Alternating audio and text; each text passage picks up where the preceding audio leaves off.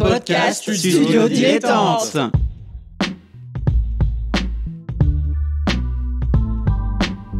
Donc ce que vous proposez comme d'habitude, c'est de la poudre de perlimpin. La République, c'est moi. Et je ne me laisserai jamais entraîner par un opportuniste dans cette voie-là. Allez, rangez vos mines boudeuses. Rangez vos discours de rageux. Restons polis, le podcast qui explique calmement la politique. Bonjour à toutes et à tous et bienvenue dans Restons Polis, le podcast qui vous explique calmement et sans prise de tête la politique. Chaque lundi avec mon camarade Nemo, on revient à la base de chez base, loin de la petite réforme qu'on aura oubliée demain. Et comme tous les lundis sur Apple Podcasts, Spotify et globalement toutes vos applications de podcasts préférées, je suis en compagnie de mon camarade Nemo. Salut Nemo. Salut Adrien. Et alors cette fois-ci, on va vraiment revenir pour 3 émissions à la base de la base de la base de la base. C'est vrai, c'est presque un scandale qu'on n'ait pas commencé par ça, maintenant que j'y pense. Ah mais moi j'ai failli démissionner. C'est...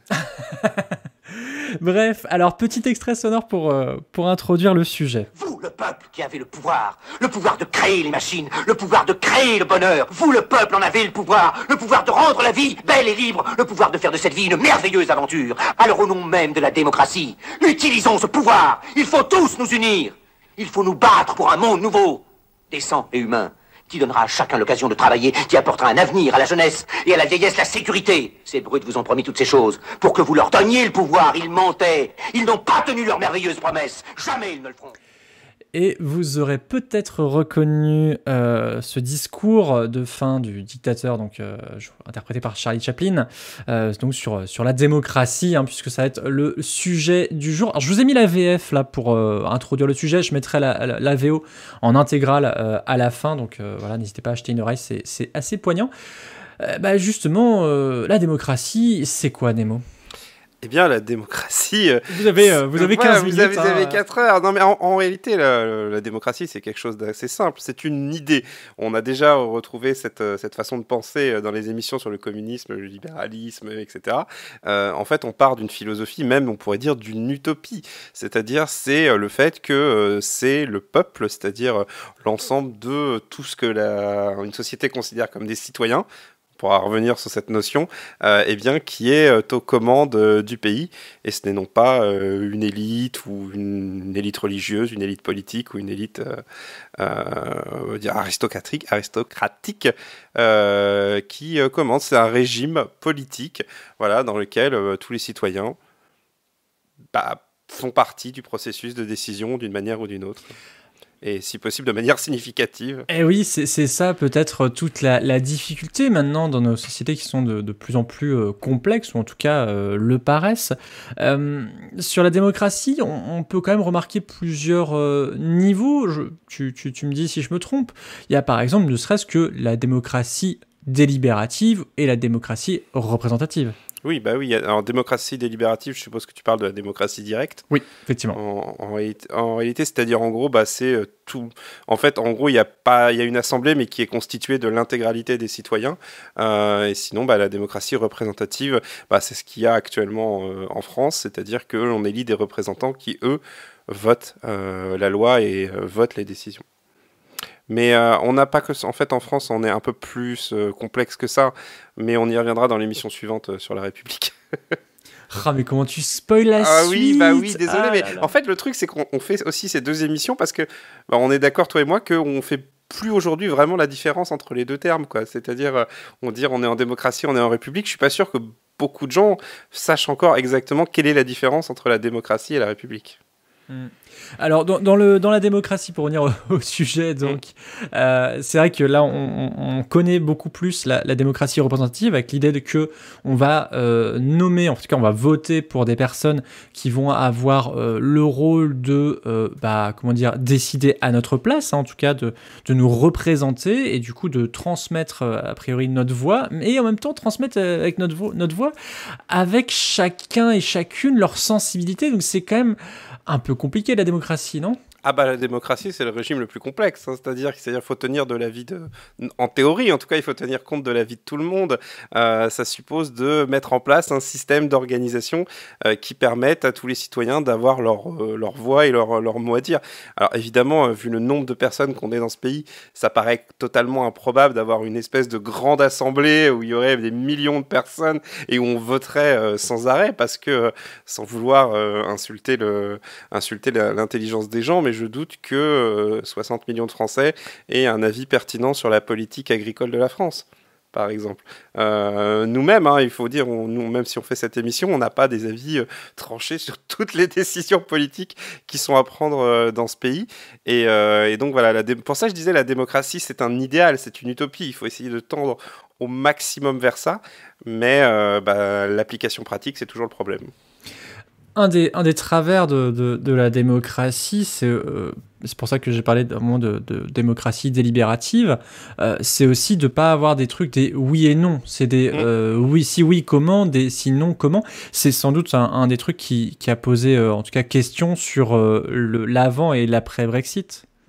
Je sais pas ce que t'en penses, mais en tout cas moi c'est... Là on est sur la question du référendum qu'on a déjà abordé, mais oui, le référendum, c'est un exercice, techniquement c'est censé être un exercice de démocratie directe, puisque la réponse, la décision vient de la décision des citoyens, mais après tout dépend de la question posée. Est-ce qu'on peut vraiment dire que les citoyens ont le pouvoir à partir du moment où ils ne peuvent apporter qu'une des deux réponses à une question préexistante? Mais dans le même temps, est-ce que cette question aurait été posée s'il n'y avait pas eu une pression citoyenne pour faire en sorte que cette question soit posée? Donc c'est un exercice complexe, la démocratie. En tout cas, ce qu'on peut dire aujourd'hui déjà, c'est que le concept de démocratie a gagné la partie des idées, puisque quand on regarde la liste des pays dans le monde qui se déclarent démocratie, ou en tout cas qui visent à se déclarer démocratie, aujourd'hui, plus personne va se dire « bah non, moi j'ai envie je suis un système oligarchique, je suis un système machin », voilà. Il y a encore quelques pays, mais ça reste beaucoup plus l'exception qu'autre chose. Tous les pays essayent de se vanter d'avoir une politique démocratique. Il y a même certains pays qui essayent d'apporter la démocratie. Rappelons-nous des interventions américaines, des interventions guerrières américaines. Françaises aussi. Les Françaises aussi, mais les Américains, il y a cette caricature de l'Américain qui vient amener la démocratie dans ta gueule, quoi.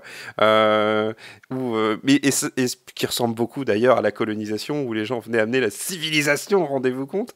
Mais voilà, la démocratie, c'est vu un peu comme un objectif universel, et même les pays les plus affreux et qui ont des comportements absolument horribles tentent de se mettre au moins un vernis démocratique, quoi. C'est intéressant. Alors, je vais un peu spoiler ce que j'avais prévu pour l'émission d'après, mais donc dans la République de Platon, il distingue différents types de gouvernements. La première, l'aristocratie, donc c'est le gouvernement des personnes les plus recommandables sur les rapports moraux, etc., qui commandent.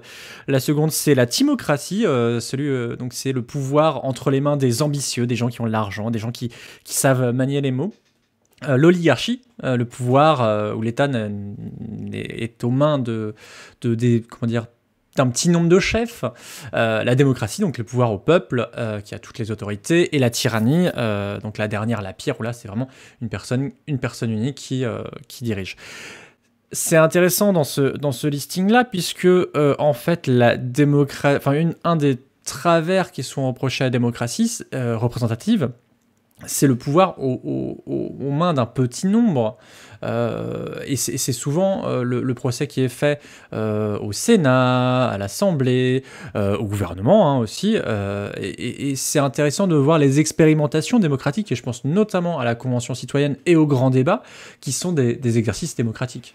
Oui, la démocratie, c'est une guerre qui est jamais finie, en quelque sorte, une bataille qui est jamais rangée. Parce que, comme je le disais au tout début, c'est une utopie, c'est un idéal, c'est quelque chose d'assez simple au final quand on en parle, en disant il faut que les citoyens participent au processus de décision et soient même souverains dans ce qui concerne la conduite de la politique du pays. Ok, mais maintenant, comment on fait ? C'est toute la question. Et il faut forcément mettre un peu de vernis sur cette utopie pour que ça atteigne la réalité. Mais parfois, le vernis, il craque ou il convient pas, etc. Et du coup, il y a aussi, c'est une expression qu'on entend généralement de la part des oppositions dans une assemblée quand ils sont pas contents. On dit c'est une parodie de démocratie, c'est un théâtre démocratique. On fait semblant d'être une démocratie, mais en réalité, tout ça n'est que du théâtre. Et c'est notamment les critiques qui sont, lorsque tu parlais de représentativité, c'est quelque chose qui est souvent dit. Et c'est pour ça que la démocratie, voilà, je vois vraiment ça, en tout cas dans l'expression qui en est faite aujourd'hui, c'est vraiment l'idéal. C'est vraiment le truc qu'on vise de la manière la plus idéale possible, voire même de la manière la plus... on va dire la plus pure, en fait. C'est à qui sera la démocratie la plus pure, la plus représentative, la plus... Voilà. Alors que, au contraire, dans les périodes qu'on vit aujourd'hui, bien la démocratie est un peu, alors je suis désolé, je vais utiliser un cliché journalistique, mais elle est un peu mise entre parenthèses, la démocratie, lorsqu'on est dans des périodes comme la crise sanitaire qu'on est en train de vivre à l'heure actuelle. Justement, la question de la démocratie, ça reste un guide qui est un peu malmené, malgré tout. Malmené peut-être, mais il est encore, en tout cas, alors on parle en 2021, en avril 2021, donc dans le cadre de la crise du Covid-19, mais toutefois, l'Assemblée et le Sénat ont continué à siéger. Oui, mais la question c'est que normalement, en fait, voilà, on est typique. Les crises, en fait, sont un vrai stress test, pour utiliser un anglicisme, pour la démocratie. Par exemple, la démocratie, ça marche très bien si on est en temps de paix. Si on est en temps de paix, qu'on a le temps de prendre des décisions, qu'on se pose en tant que société, etc. On peut faire des référendums, on peut faire des assemblées, on peut faire des choses comme ça. Quand on est dans un temps de crise où il faut prendre des décisions rapidement pour tout le monde, et avec un certain sens des responsabilités, la démocratie est vraiment mise en danger. Et d'ailleurs, on peut prendre la France, où aujourd'hui, en ce qui concerne le tempo de la réponse à la crise sanitaire qu'on vit actuellement, c'est l'exécutif qui prend un certain nombre de décisions de manière brutale. Et aujourd'hui, les représentants du peuple ne sont pas très impliqués là-dedans, et on peut leur mot à dire. C'est aussi la conséquence du régime semi-présidentiel qu'a pris la France, où le pouvoir est partagé entre, d'un côté, un exécutif très fort, élu directement, et de l'autre côté, une autre représentation élue indirectement parfois pour le Sénat ou directement pour l'Assemblée, mais qui se partage un peu le pouvoir. Donc voilà, la démocratie, voilà, c'est comme souvent, c'est complexe quand on regarde dans le détail. C'est vraiment facile à dire comme ça, il faut que ce soit les citoyens, mais quand on regarde dans le détail, comment qu'on fait dans telle situation, etc.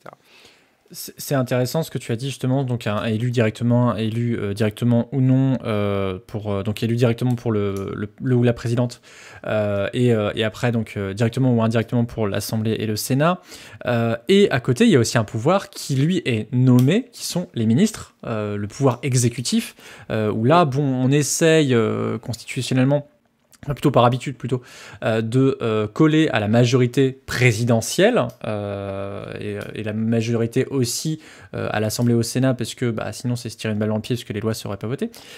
C'est intéressant parce que ça pose la question on a vu beaucoup le comment on essaye d'exercer, de tendre en tout cas vers la démocratie.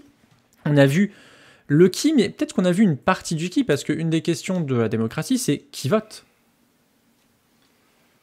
Oui. Et oui, qui vote déjà. Bon, alors ça, c'est le suffrage censitaire. Hein, c'est-à-dire qu'à un moment donné, selon les périodes, il y avait déjà qui vote, les citoyens. Oui, mais qui citoyens ? C'était les hommes de la cité. Donc déjà, vous mettez les femmes de côté. Il y avait un moment les esclaves aussi. Les esclaves, etc. Les non-membres, etc. Après, il y a toujours eu le suffrage censitaire où il fallait payer, etc. Mais voilà, qui vote est une vraie question. Alors aujourd'hui, typiquement, en démocratie, tout le monde ne vote pas. On ne fait pas voter les enfants, par exemple. On pourrait se poser la question, mais on a estimé en tant que société qu'en dessous de 18 ans, non, vous n'étiez pas assez mature pour pouvoir exprimer une opinion par le vote. Il se peut que dans une autre société, à un autre moment, on décide que les personnes qui ont plus de 80 ans sont plus assez saines d'esprit pour exprimer un vote, ou ne sont plus assez engagées dans la société, ou n'ont plus assez d'intérêt dans la société, étant donné leur hélas disparition prochaine, pour exprimer un vote. Mais tout est remettable en cause, puisque la démocratie, vraiment, c'est les petites lignes du contrat qui comptent. Hein. Et puis ouais, pareil pour les prisonniers qu'on peut aussi empêcher de voter. Et dans quelles conditions ? D'ailleurs, il y a d'immenses batailles dans la démocratie, sur qui vote et sur qui aussi peut être élu. Ça, c'est aussi, on pense à la Russie, notamment, ou même, il y a d'autres pays, etc. Donc, qui vote, qui peut être élu, comment on prend les décisions, quelle assemblée, quel périmètre, par exemple, les référendums locaux, quand il y a eu un référendum sur Notre-Dame-des-Landes, la question du périmètre de qui était citoyen pour voter a fait énormément débat. Et il y a aussi on en arrive à des questions extrêmement techniques comme le découpage électoral. Prenez une carte électorale et demain vous me filez une carte électorale, je peux faire gagner le parti, enfin pas forcément le parti que je veux, mais je peux changer les résultats en fonction des découpages électoraux. Donc vraiment, qui vote, comment, quoi, etc. Tout ça sont des questions, malgré tout, la démocratie surnage au lieu de tout ça, et il y a assez peu de critiques qui viennent sur le concept même de démocratie. Vous ne voyez pas des gens qui viennent à la télévision, même dans les périodes présidentielles, qui viennent vous expliquer qu'eux ne sont pas pour un régime démocratique. Ouais, et on verra pour les Républicains aussi. Peu rares sont les gens qui s'engagent à dire non, moi je ne suis pas pour la République. Non. Par contre, il y a quand même des critiques à faire. On peut faire des critiques sur la démocratie. Oui, alors justement, j'allais venir sur une autre critique qui est faite, et nous aussi on l'a faite plusieurs fois au sein de Restons Polis, c'est le camp. C'est le camp, et combien de temps durent les mandats, puisqu'on est principalement sur des démocraties représentatives, quand ont lieu les votes, avec quelle régularité. On pense notamment à la Suisse, qui est connue pour ses nombreux référendums. C'est intéressant comme profil démocratique, où d'un côté des Alpes on dit on va voter régulièrement sur des sujets qui concernent les citoyens, et en France où on dit non mais on va pas embêter les gens, on a des élus pour ça.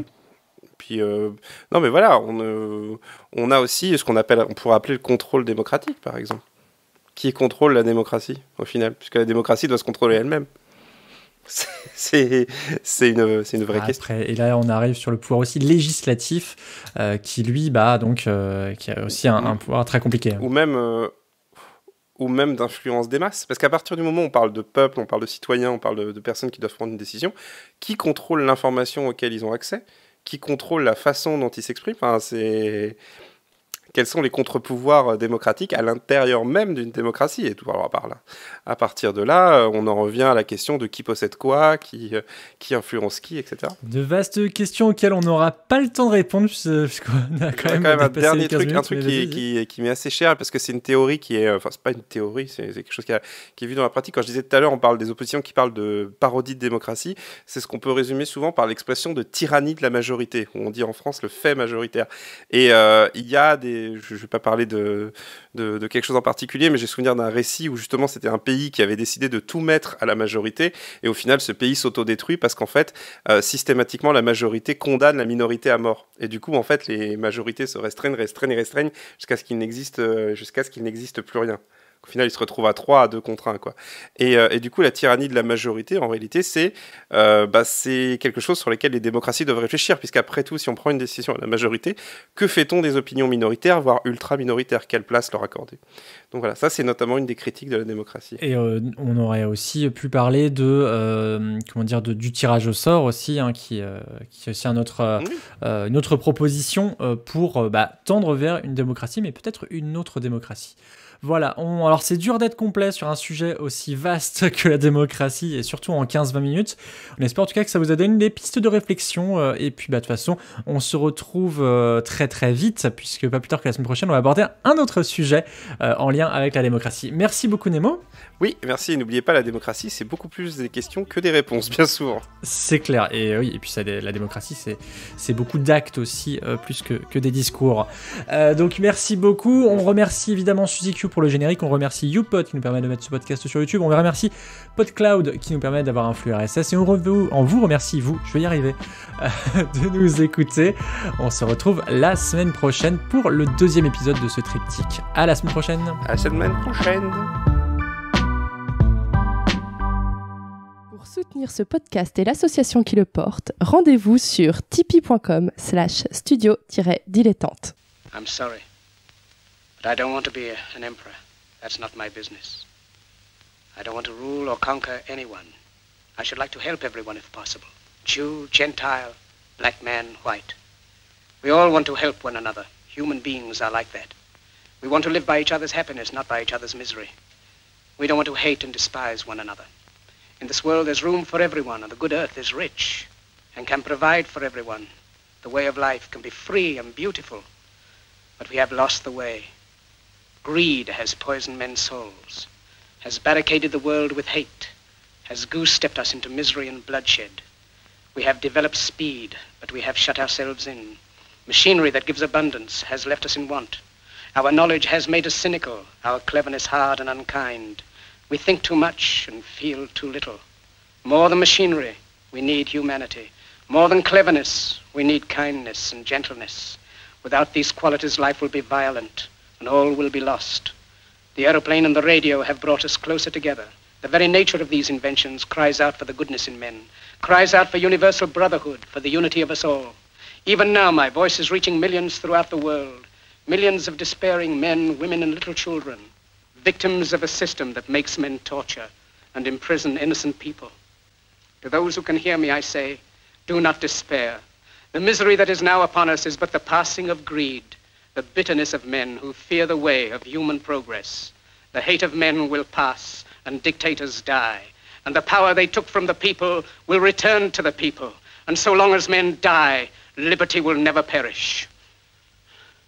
Soldiers, don't give yourselves to brutes, men who despise you, enslave you, who regiment your lives, tell you what to do, what to think, and what to feel, who drill you, diet you, treat you like cattle, use you as cannon fodder. Don't give yourselves to these unnatural men with machine minds and machine hearts. You are not machines, you are not cattle, you are men. You have the love of humanity in your hearts. You don't hate, only the unloved hate, the unloved and the unnatural.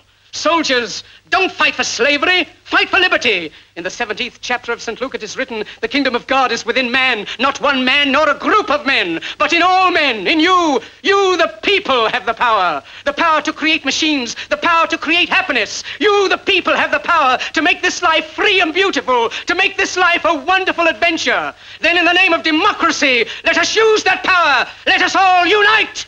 Let us fight for a new world, a decent world, that will give men a chance to work, that will give youth a future and old age a security. By the promise of these things, brutes have risen to power, but they lie. They do not fulfill that promise. They never will. Dictators free themselves, but they enslave the people. Now let us fight to fulfill that promise. Let us fight to free the world, to do away with national barriers, to do away with greed, with hate and intolerance. Let us fight for a world of reason, a world where science and progress will lead to all men's happiness. Soldiers, in the name of democracy, let us all unite!